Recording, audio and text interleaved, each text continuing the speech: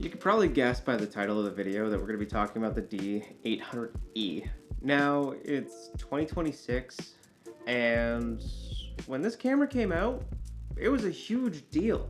But that was back in 2012. So the question is it even still good today? I mean, it is 2026. Cameras have now come out with 40, 50, 60, 100 megapixels, and they're still relatively well priced. For 100 megapixel cameras, you can get there for $10,000 rather than paying 40 or 50 from before. And now you can get 24 megapixels for only $1,000. You can go up to 36 or 40 megapixels for some other cameras of today for only a few $1,000s. So does it still have a place, especially for a beginner? Oh, that's what we're going to talk about today.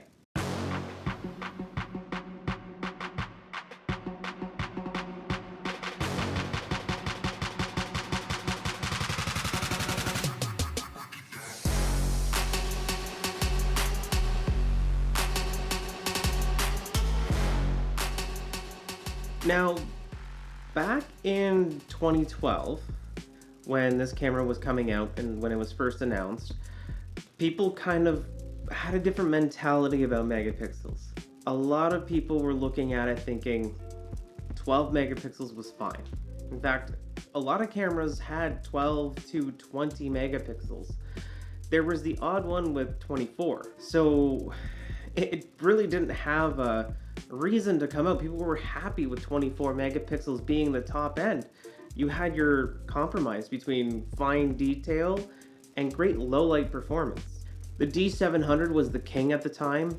Next to the D3, 12 megapixel camera, had great low light performance, enough detail for you to print and do whatever you wanted to the file, except for heavy cropping, which was honestly okay because back then we shot a little bit differently. And from my own personal experience, I mean, those 12 megapixel cameras, even 10 megapixel cameras, was basically all you needed. Now, the D700 kind of was the king of low light at the time. This is something that I think everyone will repeat over and over again and talk about for a long time. And probably you'll see a few comments down below stating that if you want better low light performance, just get the D700, it's worth it. Well, this is where it kind of is up to interpretation. You can go up to the same ISOs, the same situation outside, the same low light situation, doesn't matter, and you'll get very similar images out of the D800e. And this is because the sensor itself plus the processor within the camera processed the image perfectly fine. So if you didn't have the negatives of going out to low light, which one would you actually choose? Well, that's kind of what we're going through in this video. I'm going to tell you why the D800e would be my preferred camera for right now if I was starting out today. I'm going to tell you why the low light performance was pretty good through my own experiences and why I would still choose that over the D700 today, and why I would probably pick this one over newer cameras just because, again, if I'm starting today, I probably don't have the cash that I have now. Now, the D800 and D800e were mostly targeted towards studio photographers or photographers who were going to use it for landscapes. This doesn't mean that it's only a landscape camera or only a studio camera, but it kind of is where Nikon intended it to live, especially within its busy lineup of professional sports cameras and then, reportage cameras, as well as the lower end beginner cameras. It kind of wanted to sit right there with the studio photographers where, let's admit it, they were kind of lacking in the last few years before this camera came out. Now, going over some of the specs, and we'll get to them, this camera has 36.3 megapixels, I believe it is, and it shoots about 4 to 5 frames per second. It might even shoot 3 to 4. I'm not really sure. I don't really go too far in terms of turning the burst mode on this camera. And I mean, it shoots 1080p video. The 1080p video is kind of good enough for today's YouTube crowd, and that's kind of where I'll leave it. But we'll talk about video more in a second, and who this could be for if you wanted to have a cheaper camera do video. I'll tell you if it's even worth it, but we'll get into that. And for the time, these specs were kind of unbelievable. 36 megapixels at a time when 12 and 24 was kind of ruling every camera on the market. And you had a 22 megapixel camera that was out, I believe Canon had released it around the same year, but it wasn't 36. Eventually, I think in 2015 or 2016, Canon did release a camera that had 30 or 40 megapixels. And Sony followed suit around the same time, and Sony may have even had one out in 2012 when this came out as well. I'm not sure, but eventually the market started to keep up with this camera, and this kind of set the market for the high megapixel race. And I'll tell you right now, any of those cameras are wonderful cameras. We're just focusing on this one because it's the one I have. Now, the big question really is this good enough in 2026? And is it still worth buying? There is one thing I want to talk about before I hop into some of the features and specs and really do a deep dive into seeing if this is worth buying. I want to talk about the ergonomics of this camera. Nikon's ergonomics are legendary, and they really do outperform any other camera in terms of button layout as well as comfort, in my opinion. Now, this is subjective, so you might like Sony or you might like Canon, but one thing you can agree on with this camera is every button you want to have is right near your hands. So you don't even have to leave your eye. You can change the settings right away in camera as you go along. The ISO dials up here, your shutter button's right where your finger lays, on and off switch is right there. You have the record button at the top here. You have your autofocus buttons back here. I mean, really, you don't have to leave your eye at all. And then we have two function buttons right at the front here. So these function buttons provide us a little bit of a kind of option to switch out what they do. Now, a lot of modern cameras have these function buttons all over, or you can program multiple buttons on the camera. This is a little older than that, so you won't be able to do that. Which, if you're the photographer who is switching all these buttons, you're probably going to want one of the more modern mirrorless cameras. So I would just kind of ignore that. Ignore this camera at all costs if you're looking to switch a lot of features. Now, I can go up to 1/800th of a second. I've never shot that high on this. But I can tell you, just a quick drag of the shutter speed button here at the back, you'll get there fairly quickly. I mean, changing settings on this is pretty easy, intuitive, and is a lot better than a lot of beginner cameras at the time that only had the one dial. There is a pop-up flash right there, so you can trigger your speed lights that are around you. Nikon is kind of king at that, and they do a fantastic job with this camera as a relay system, and really I've never had any problems with it.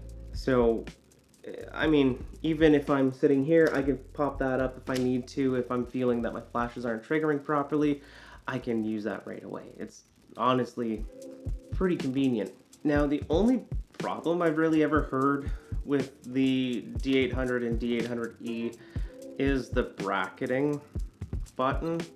It's the only complaint I've ever had from somebody who's actually physically used one and had one for their entire lifespan, I guess, which is like 2 to 5 years for this camera. Some even use it now still today and still wonderful. But it's where the bracketing button is and how you control the bracketing system within here. Apparently it's confusing. I don't know, I've never tried it, so I wouldn't be able to tell you. But with this camera and the files that it provides you, you should be able to get basically everything in focus and everything within the color range that you need in one file if you're shooting properly. So I don't think you're going to have an issue when it comes to exposure or colors or anything like that. But you can still bracket with this camera. Just take some time to learn it and you'll be fine. Like I said, it's really the only complaint I've ever heard about the ergonomics of the camera is where this button was placed. Now the grip, it is a semi-deep grip. It does feel good in the hands. There is a nice little bezel on the back where your thumb will rest, and really it just feels comfortable, and you can hold this camera all day. I don't have to have a strap with it. It feels comfortable. If you're adding some larger lenses onto it, like a 70 to 200, you will want the vertical battery grip. It will balance it a lot better with heavier lenses. And because it has 36 megapixels, any little small camera shake that you have will appear in the image. So balancing it with that little bit of grip at the bottom will help keep that from happening. Will help you keep everything still and calm while shooting. So just something to think about when you go to buy one of these. I would highly recommend getting a grip, especially if you're using a telephoto lens. And then obviously I want to talk about the build quality. It is made of magnesium alloy. It has a magnesium alloy chassis, and honestly everything on it is built solid. It is very well weather sealed all the way throughout this camera, so I'm not worried about taking this out into the rain or anything like that. So it's gonna do fairly well. My copy is fairly old and used, and I've used it at weddings as well as through commercial shoots and in factories where it gets really warm. So some of the rubber is falling off a little bit. I don't know if it's gonna focus on that, but right around here, that does happen from time to time. So just be aware of that. You can get it re-rubbered and all of that stuff through Nikon. It's actually not that expensive, but you don't really have to. The viewfinder is a magnificently huge viewfinder, and I love the professional loop that they have on it. It, again, fantastic. It's bright, it's large, and really there's nothing wrong with this camera in terms of specs because it was built for a professional at the time. And still, professionals today will most likely still be using this camera. And it does use the F-mount system. The F-mount system is the older Nikon lenses before they went to mirrorless. It's a fully built out system that has had many iterations of lenses throughout the years, going back to some of their first cameras. So you can use these older lenses, like this 50mm lens, with a lot of the manual focus stuff, and I don't know if it's going to focus on it. There we go. So this old nifty 50 that I've had for ever, that I use on some film cameras, can go onto this camera and still be usable today. So it's probably one of the best systems you can still buy into because you can get so much for it. And these lenses are so much cheaper now because everybody's moving to mirrorless. Now I'm going to get to some of the things that you've all been waiting for. Image quality. I will say the image quality on this camera is probably one of the best I still have today. You can get an image and you can take a shot as long as it's well exposed. You can pull the shadows and you can make sure you dim the highlights and you have a great image right there. I mean, with the combination of the XP3 processor, I believe that's in here, the sensor and the processor really pack a wallop in terms of just pure image quality. I mean, it's really hard to say anything bad about it. The images as RAW files do come in a lot less sharp than what you can get out of it because it's taking in so much detail and it's taking in so much light and information, and it's turning it into ones and zeros and all that other stuff. But just a little bit of sharpening, you can get this to look much sharper than any other camera before it. And with good reason, it also captures a lot more detail. So a lot more tiny details because it has more megapixels packed into the same size sensor. Cameras with smaller megapixel counts tend to still give you quite a bit of detail, and still will give you tons of detail if you use the proper lighting, but you'll get far more detail out of this and be able to crop in a lot closer.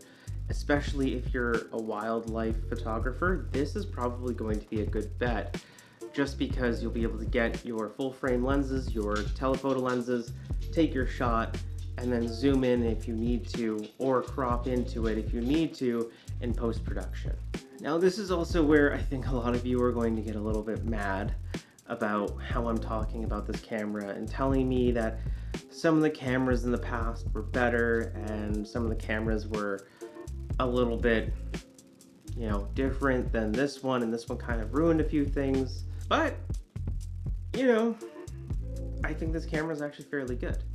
Now, with me saying that, is this camera actually better? Or am I wrong? Well, before we get there, I want to talk to you about how to color grade, your videos or film, and how I have been color grading my film and videos for the last few months now. And that's with Dehancer. Dehancer is a wonderful film emulation software that allows you to use different film stocks from history, basically cinematic history.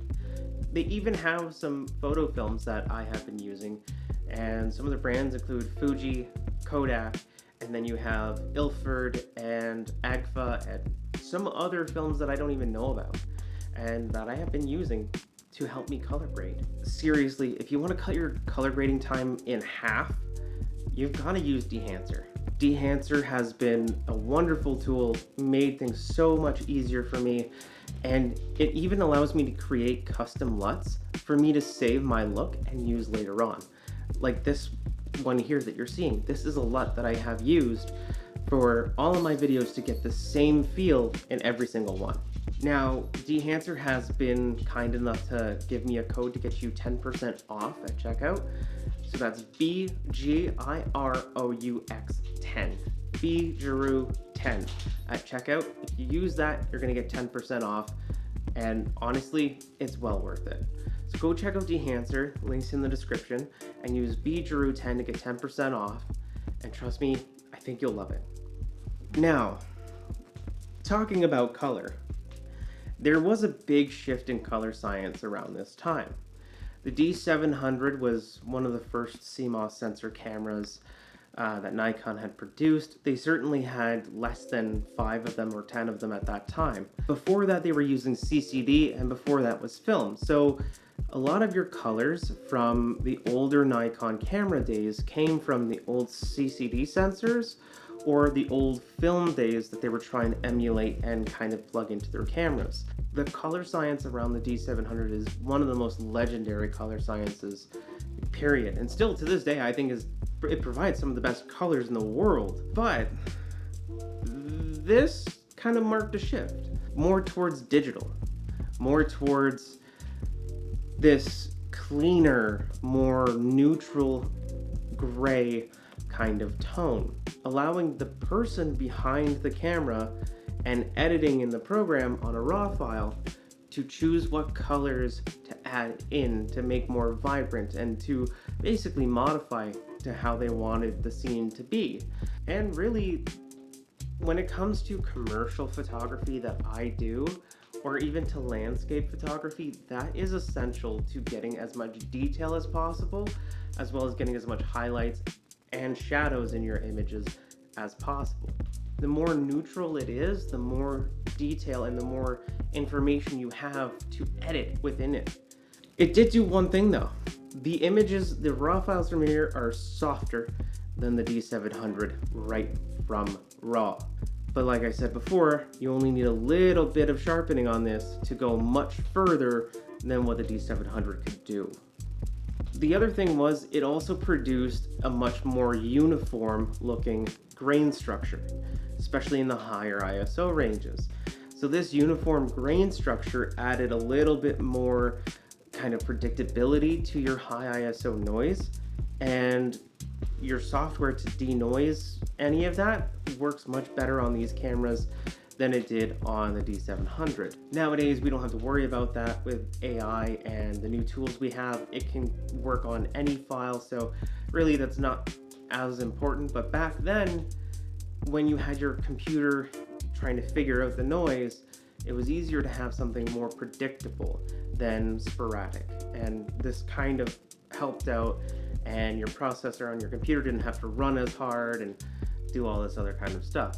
At least that's from my own experience.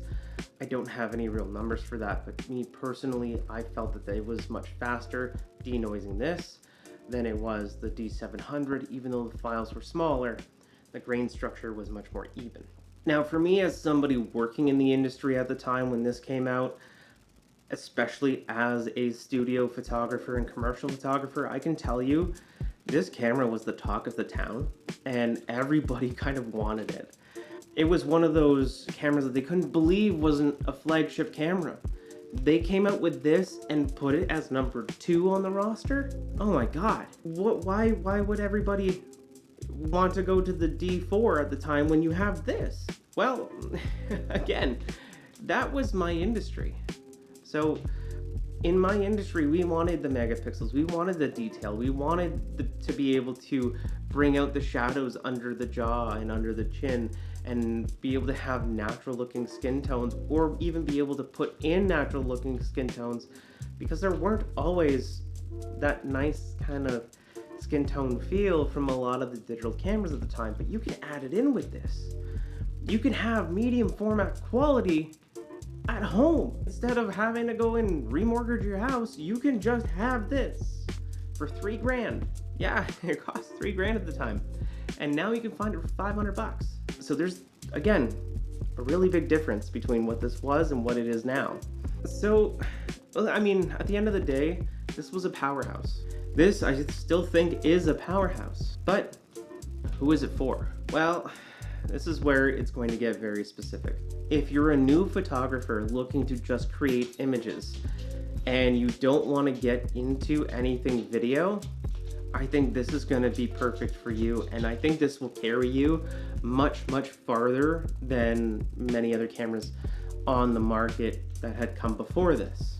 But if you're looking to get into video, I still would skip this. It has 1080p video, and that's about it. You can change your settings while in video mode, which before this Nikon camera that didn't happen. And I mean, it doesn't have the modern features of, stabilization or anything like that, so you're gonna get shaky images if you use this handheld, so you might want a gimbal or something like that. The autofocus is absolute trash when it comes to video, but like I said, when it comes to photo, the autofocus is spectacular. In fact, it's just as fast as a lot of modern cameras today. Paired with a good professional lens, you're not going to have any issues. And then low light performance is still phenomenal and still competes with a lot of cameras today. And then you have the ability to basically shoot whatever you want, anytime you want. Take this out, you can bash somebody over the head with it and it would be fine. Like, you're not going to have a camera that's going to be just sitting there collecting dust with this. And you have to remember, this is still a professional camera today.